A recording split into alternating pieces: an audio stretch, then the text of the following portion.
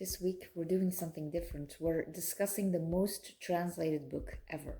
Hi, it's Fien, and welcome back to the Books and More shelf help channel, as I'd like to call it, where I will be discussing books and stories that I have read and that made me think, and that will hopefully move you as well. And this week we're talking about this book. It's The Alchemist from Paulo Coelho, if I'm pronouncing that right. And it's a bit of a special one. It's the most translated book ever by a living author, as a side note. And why is it so special? Because it's actually a self-help or a self-development book, but it's not written as non-fiction. It's really a story, sort of a novel, which guides us and teaches us a lot of lessons along the way. And I think that's the reason why it's so popular, because it reaches a broader audience of not only the people who are into self-development, but also people who are just like to read fiction, and in the meanwhile they are also learning some life lessons along the way. So it is still a very popular book, and so I was intrigued that I thought I have to read this. So I did read it. So what I wanted to do today in this video is give you a short summary of what is the book about, so the story in the book, and then at the end I'll give you my personal 6 lessons that I took from the book, and that will hopefully leave some inspiration for you as well. It's always accompanied by a quote, so that sticks better, I think. So let's go. So The Alchemist is actually about a young guy. His name is Santiago. He lives in Spain, and he's a young shepherd. He's a shepherd. He does the same work, the same repetitive work every day, and he's still young, so he has this kind of wanderlust, as they call it, this drive to leave everything behind, leave the small town behind, leave his boring life behind, and go wander into the world and discover the world, and discover what the meaning of life is and why. And what has happened in the life of Santiago is that every time he sits under this sycamore tree near an old castle, he always gets the same dream. And it's a dream where a boy tells him that there is a treasure to be found in Egypt near the pyramids, and that he should go and look for it. So it's a very repetitive dream, and this is one of the first of many dreams that he has throughout the book. But it's actually the reason why he wants to wander around, why he wants to go and find out if there is really a treasure to be found, and why he wants to leave Spain. He's not just going to Egypt. He asks a couple of people what he should do, or he tells people about this dream, and every person that he talks to says to him that he should go. And he also meets the king of Salem, which is called Melchizedek. I have pronounced that pretty badly, I guess, but he's the king of Salem, let's call him like that. And this man really talks about the personal legend that everyone has and that everyone should follow. It's like your own destiny in life, the reason why you are here in life. And this king of Salem really convinces him to follow his dreams, follow the omens that he sees throughout his journey, and that will guide him along the way. So that's after a couple of these encounters and omens, actually, Santiago decides to go to Egypt to find this treasure. And so he leaves, and he's obviously in Spain, so he goes through Morocco to get to Egypt. And that's where his journey begins, and it's a journey with a lot of obstacles and a lot of ups and downs, just like life is, of course. So he arrives in Tanger, so that's Morocco, where it's pretty obvious that he does know the culture, he does know the language, and that's the first obstacle.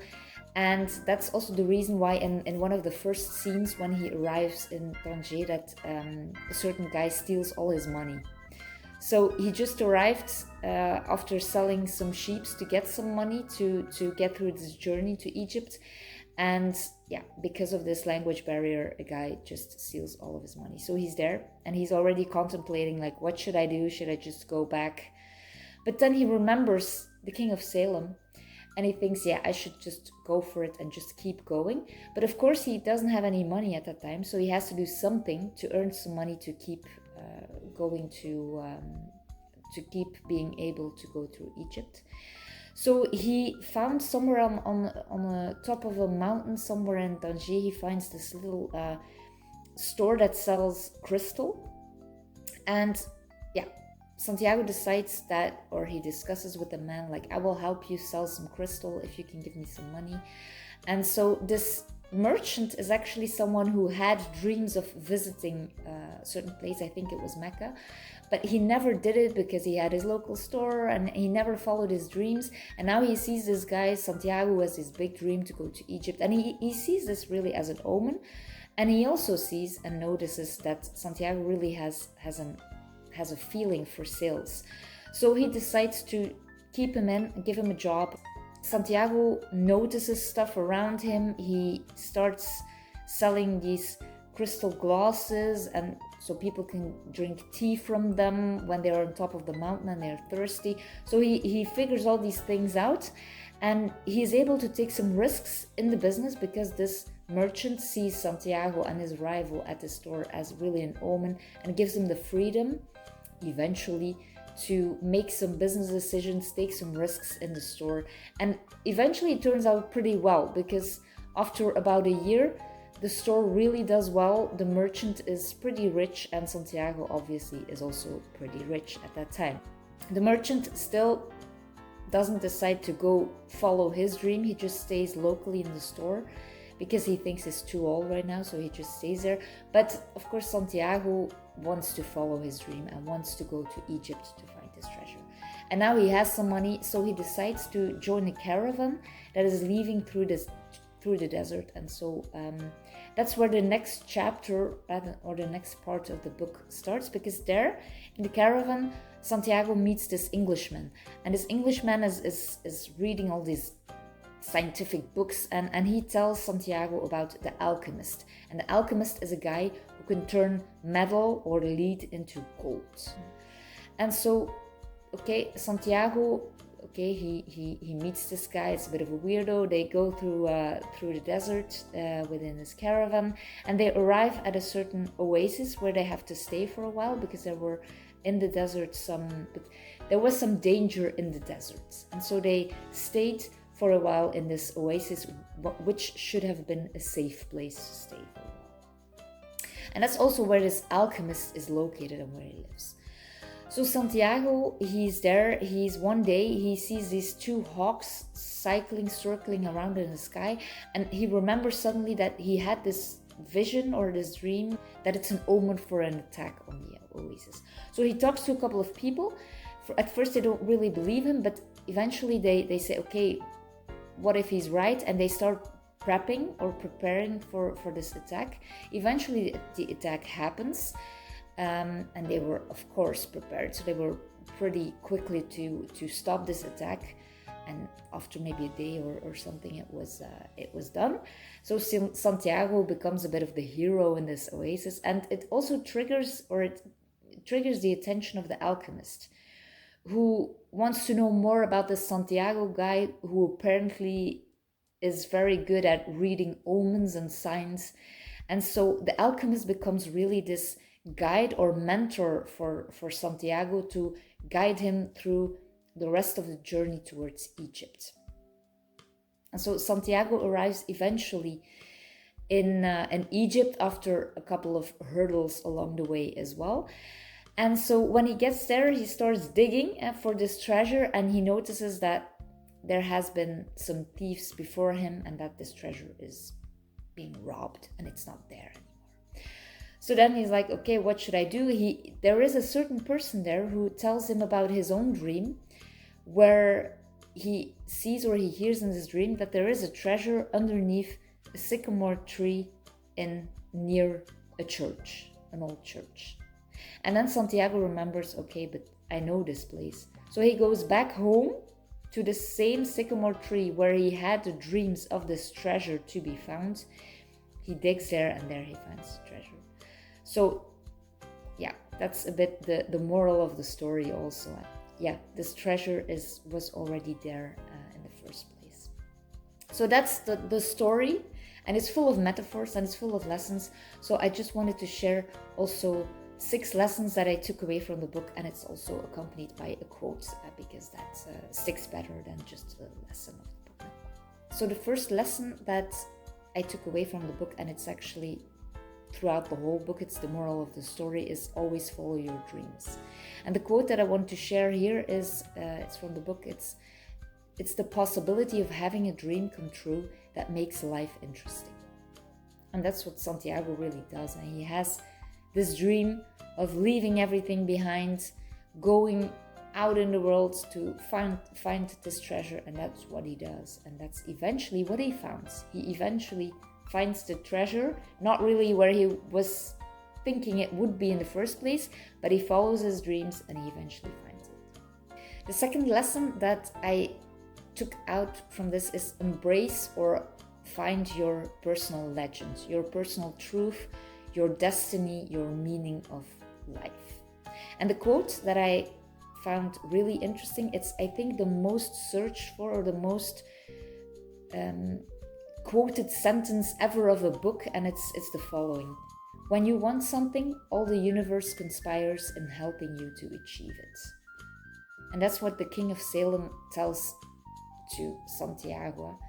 Find and follow your personal legend, your personal destiny, because that is what will make you happy and the world will conspire to make it happen. The third lesson is another one. It's what we also have seen throughout the book is the journey is actually what matters. It's not in particular the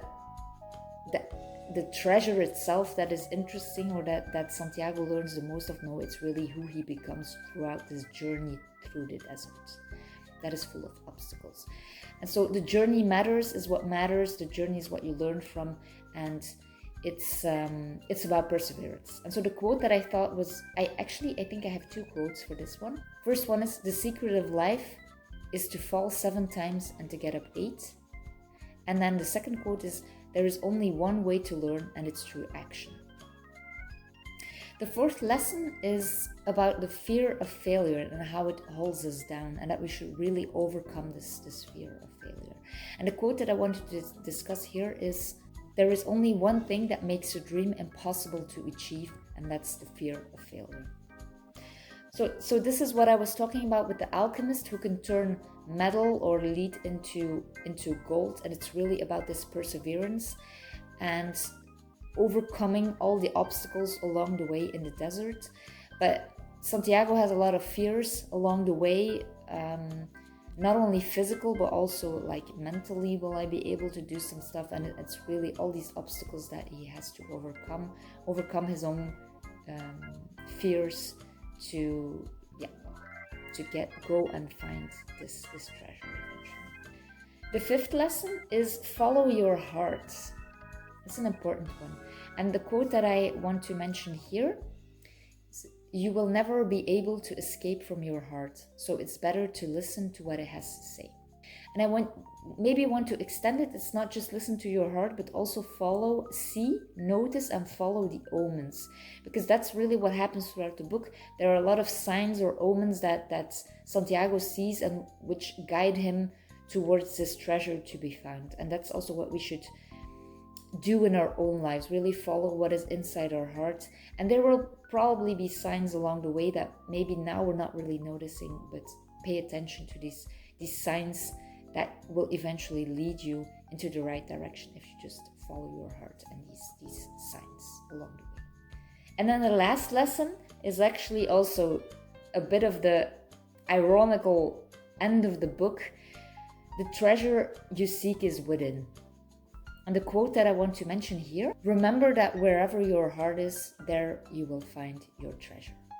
So Santiago went out to Egypt to find this treasure, and then eventually in the end it had always been in Spain, where his roots were, which represents actually that the treasure was just within himself, and then that he didn't need to go that far to find this treasure and this personal legend and his own meaning of life. But the treasure was always there, and it's within.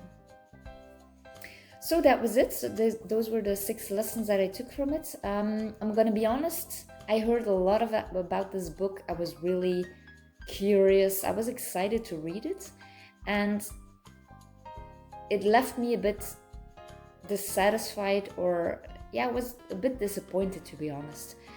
It's a decent book. It reads very well. It reads very easy. So I think I read it in 1 or 2 days. So it's a good book to start. And if you want to read a bit more, fiction and still learn something, then it's good. But I think my expectations were just too high, and I was not really satisfied at the end. I just expected more, but that's just my personal opinion. I don't know. I'm curious to know if you have read the book. What did you think about it? Was it really your favorite? Maybe it was super interesting for you. Maybe you took some other lessons out of it. So feel free to share anything about this book in the comments down below. So go ahead. I'm very curious. And if you enjoyed this video, I trust that you give this one a thumbs up, a like. If you want to hear more stories, if you want to learn about more books, you can always suggest books, of course, or you can also subscribe to the channel, and then you will find here another video, another story every week. So that was it for today. Thank you for joining. Thank you for watching, and I see you next Sunday. Bye.